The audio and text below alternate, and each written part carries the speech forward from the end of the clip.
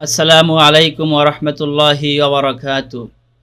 সম্মানিত দর্শক, দেশ থেকে কিংবা প্রবাস থেকে যে যেখান থেকে আমাদের সিরাতের পাঠশালায় যুক্ত হয়েছেন, আপনাদের সকলকে জানাই আল হুদা একাডেমির পক্ষ থেকে আন্তরিক মোবারকবাদ। সিরাতের পাঠশালার ধারাবাহিক 50টি পর্বের আজ 18তম পর্ব। আজ 18তম পর্বে আমরা শিখব, আমরা জানব হযরত খাদিজা রাদিয়াল্লাহু তাআলা আনহুয়ের ইসলাম গ্রহণের কথা। নবী করিম সাল্লাল্লাহু আলাইহি ওয়াসাল্লাম নবুয়ত প্রাপ্ত হয়ে ঘরে আসার পরে বিবি খাদিজা ইসলাম গ্রহণ করেছিলেন কিভাবে, কোন ভাষায় এবং তিনি কি বলেছিলেন, এই সব বিষয়ে অর্থাৎ হযরত খাদিজা রাদিয়াল্লাহু তাআলা আনহুয়ের ইসলাম গ্রহণ সংক্রান্ত বিষয়টি আমরা আজকের পর্বে জানব।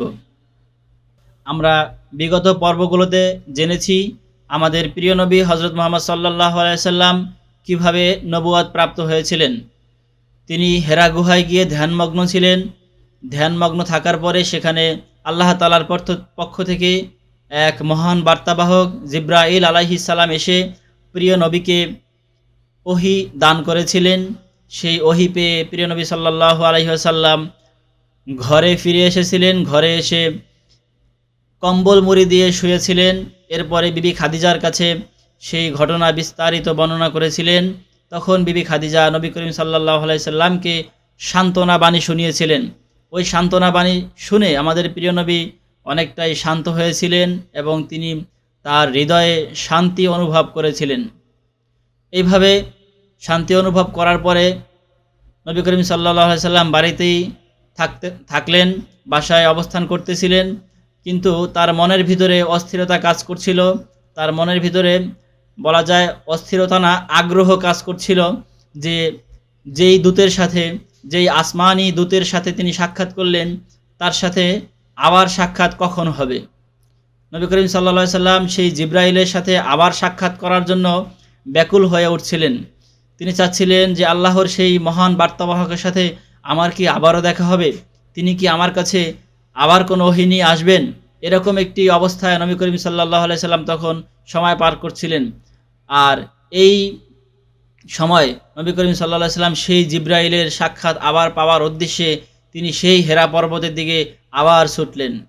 সেই হেরা পর্বতের সেই নির্জন গুহায় গিয়ে তিনি আবার ধ্যানমগ্ন করার জন্য রওনা হলেন। কিন্তু সেই হেরা পর্বতের কাছে যেতেই সেই জিবরাইল আলাইহিস সালাম আবার সেই বিশাল আকৃতি নিয়ে আমাদের নবী করিম সাল্লাল্লাহু আলাইহি ওয়াসাল্লামের সামনে উপস্থিত হলেন। উপস্থিত হয়ে তিনি মুহাম্মদ সাল্লাল্লাহু আলাইহি সাল্লামকে এক সুসংবাদ শোনালেন। তিনি বললেন, ইয়া মুহাম্মদ আনতা রাসূলুল্লাহ ওয়া আনা জিবরিল। এই ঘটনাটি হাদিসে বর্ণিত হয়েছে। হাদিসটি পাওয়া যাবে মুসনাদে আহমদের 24,768 নম্বর হাদিসে। 24,768 নম্বর হাদিসে স্পষ্টভাবে বলা হয়েছে, জিবরাইল আমিন তখন বললেন, ইয়া মুহাম্মদ আনতা রাসূলুল্লাহ ওয়া আনা জিবরিল। অর্থাৎ, হে মুহাম্মদ, আপনার বিচলিত হওয়ার কোনো কারণ নেই, আপনার অস্থির হওয়ার কোনো কারণ নেই। আপনি অবশ্যই আল্লাহর পক্ষ থেকে যে ওহীর আশা করতেছেন তা অবশ্যই আপনি পাবেন। কেননা ইয়া মুহাম্মদ আনতা রাসূলুল্লাহ, আপনি হলেন এ যুগের আল্লাহ তাআলার পক্ষ থেকে ভূষিত রাসূল। ও আনা জিবরিল, আর আমি হলাম জিবরাইল। তো এখানে একটি বিষয় হলো যে রাসূল তিনি নবী হলেন, তিনি যে আল্লাহর রাসূল এই সংবাদ দিলেন, পাশাপাশি ও আনা জিবরিল, আর আমি জিবরাইল আলাইহিস সালাম, এই কথা তিনি কেন বললেন? এই কথা বলার একটি উদ্দেশ্য যে জিবরাইল আলাইহিস সালাম সাধারণত নবীদের কাছে ওহী নিয়ে আসে। আমরা জানি 4 জন প্রধান ফেরেশতা আছে।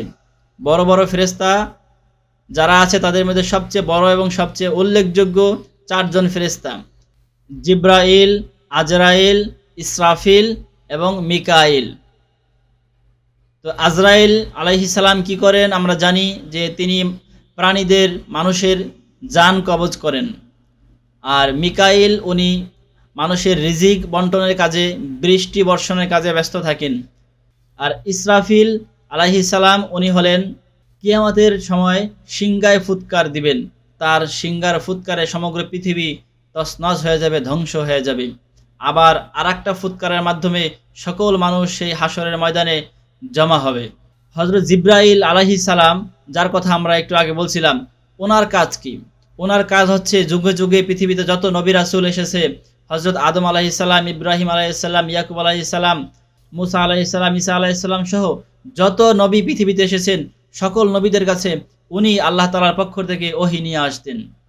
ওয়া আনা জিবরিল, এই কথা বলার মানেই হচ্ছে যে আমি সেই মহান বার্তাবাহক যে সব সময় আল্লাহ তাআলার পক্ষ থেকে নবীদের কাছে ওহী নিয়ে আসে।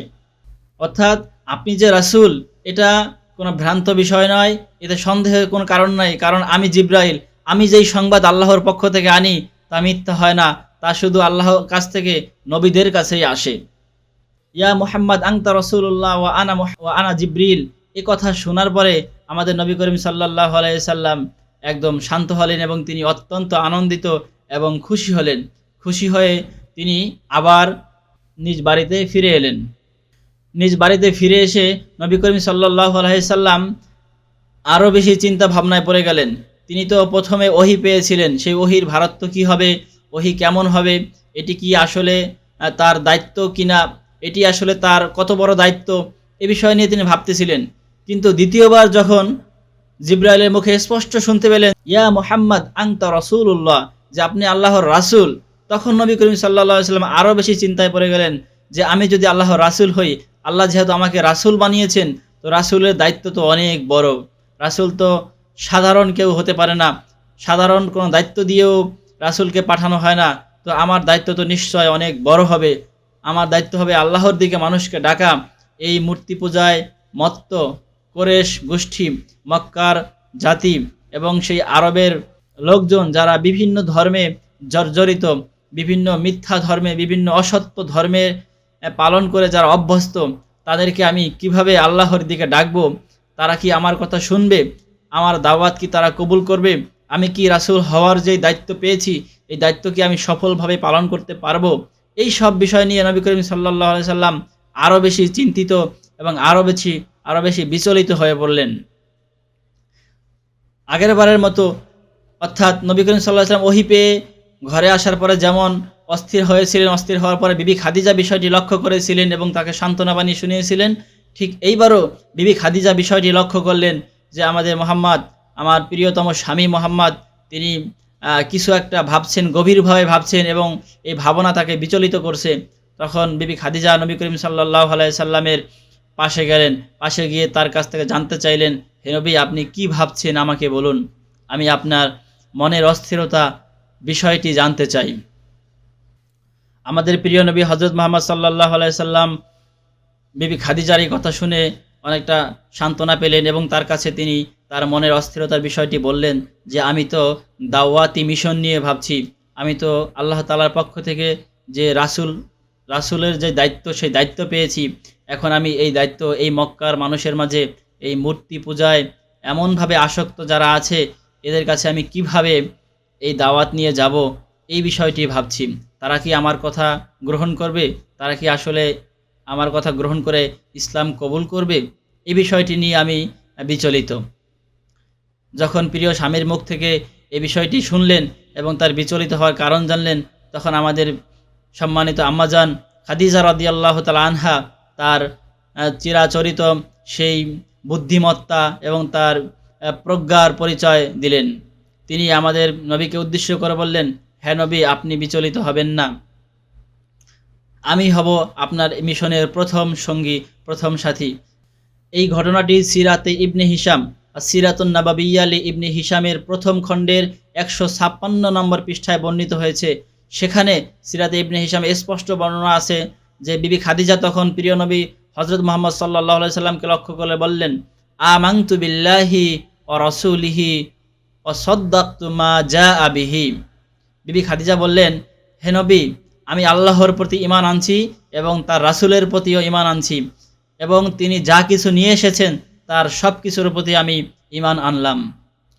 অর্থাৎ এখানে খাদিজা বলছেন যে আপনি যেই আল্লাহর দিকে মানুষকে ডাকতে চাচ্ছেন, আমি সেই আল্লাহর প্রতি ঈমান আনলাম এবং আপনি যে তার রাসূল, এটাও আমি মেনে নিলাম। এবং শুধু তাই নয়, আপনি ভবিষ্যতে যা কিছু আল্লাহর পক্ষ থেকে নিয়ে আসবেন, আমি সব কিছুকে ঈমানের সাথে গ্রহণ করলাম। নবী করিম সাল্লাল্লাহু আলাইহি সাল্লাম এই কথা শুনে খুবই খুশি হলেন এবং বিবি খাদিজার ইসলাম গ্রহণে তিনি আনন্দিত হলেন। সম্মানিত দর্শক, আমরা এখান থেকে বুঝতে পারলাম যে নবী করিম সাল্লাল্লাহু আলাইহি সাল্লাম নবুয়তের দায়িত্ব পাওয়ার পর সর্বপ্রথম ঘটনা বর্ণনা করেছেন প্রিয়তমা স্ত্রী খাদিজার কাছে, আর সর্বপ্রথম ইসলাম গ্রহণ করেছেন আমাদের সম্মানিত মা নবী করিম সাল্লাল্লাহু আলাইহি সাল্লামের প্রিয়তম স্ত্রী খাদিজা রাদিয়াল্লাহু তাআলা আনহা। এই ঘটনা থেকে স্পষ্টই বোঝা গেল যে ইসলামের সর্বপ্রথম মুসলমান হচ্ছেন খাদিজা রাদিয়াল্লাহু তাআলা আনহা। অন্যান্য সিরাতের কিতাবে কোথাও কোথাও বর্ণিত আছে যে প্রথম মুসলমান আবু বকর, আবার কোনো কিতাবে বর্ণনা আছে প্রথম মুসলমান আলী, আবার কোনো বর্ণনায় আছে প্রথম মুসলমান হযরত যায়েদ। যদি এই বর্ণনাগুলো এক এক জায়গা থেকে সঠিক, তবে এখানে একটি সমন্বয়ের প্রয়োজন আছে। আমি আপনাদেরকে সেটি একদম সংক্ষেপে বলছি যে যদি স্বাভাবিকভাবে বলা হয়, মুতলাকান বলা হয় যে প্রথম মুসলমান কে, তাহলে আমরা এক বাক্যে বলবো খাদিজা রাদিয়াল্লাহু তাআলা আনহা। আর যদি বলা হয় বালকদের মধ্যে কে, বাচ্চারা ছোটরা যে ইসলাম গ্রহণ করেছে এদের মধ্যে সর্বপ্রথম কে ইসলাম গ্রহণ করেছে, তাহলে আমরা বলবো হযরত আলী রাদিয়াল্লাহু তাআলা আনহু। আর যদি বলা হয় গোলাম দাস এদের মাঝে কে প্রথম ইসলাম গ্রহণ করেছে, তখন আমরা বলবো হযরত যায়েদ রাদিয়াল্লাহু তাআলা আনহুম। আর যদি বলা হয় যে সাবালক বুদ্ধিমান এবং প্রাপ্তবয়স্ক পুরুষ এবং বড় প্রাপ্তবয়স্ক এদের মধ্যে সর্বপ্রথম কে ইসলাম গ্রহণ করেছে, তখন আমরা বলবো হযরত আবু বকর রাদিয়াল্লাহু তাআলা আনহু। এই সমন্বয়টা করলে তখন আর আমাদের মাঝে দ্বন্দ্ব থাকবে না। তবে সামগ্রিকভাবে যদি বলা হয় যে প্রথম মুসলমান কে, তখন আমরা এক বাক্যে বলবো হযরত খাদিজা রাদিয়াল্লাহু তাআলা আনহু। আর দ্বিতীয় মুসলমান হযরত আলী রাদিয়াল্লাহু তাআলা আনহু, তৃতীয় মুসলমান হযরত যায়েদ রাদিয়াল্লাহু তাআলা আনহু। এরপরে চতুর্থ, পঞ্চম, ষষ্ঠ এ ব্যাপারে অনেক বর্ণনা আছে। আপাতত শুধু আমরা এই তিনটি জানবো। প্রথম মুসলমান খাদিজা রাদিয়াল্লাহু তাআলা আনহু, দ্বিতীয় মুসলমান আলী রাদিয়াল্লাহু তাআলা আনহু, আর তৃতীয় মুসলমান হযরত যায়েদ রাদিয়াল্লাহু তাআলা আনহু, যে নবী করিম সাল্লাল্লাহু আলাইহি সাল্লামের খাদেম ছিলেন, দাস ছিলেন। সম্মানিত দর্শক, সিরাতের পাঠশালার ধারাবাহিক আয়োজনের আজকের পর্ব আমরা এখানেই শেষ করতে যাচ্ছি। শেষ করার আগে আপনাদের জন্য রেখে যাচ্ছি একটি প্রশ্ন। যারা আজকের আলোচনা শুনেছেন তারা অবশ্যই প্রশ্নটির উত্তর পারবেন। অনুগ্রহ করে আপনাদের উত্তরটি আমাদের ভিডিওর কমেন্ট বক্সে লিখে যাবেন। আপনাদের জন্য আজকের প্রশ্ন, ইসলামের প্রথম মুসলমান কে? আমি আবার বলছি, নবী করিম সাল্লাল্লাহু আলাইহি ওয়াসাল্লাম নবুয়ত পাওয়ার পর সর্বপ্রথম কে ইসলাম গ্রহণ করেছিল? Al Huda academy, Islamic learning and researching institute, Sabujbagh, Basabo, Dhaka ১২১৪।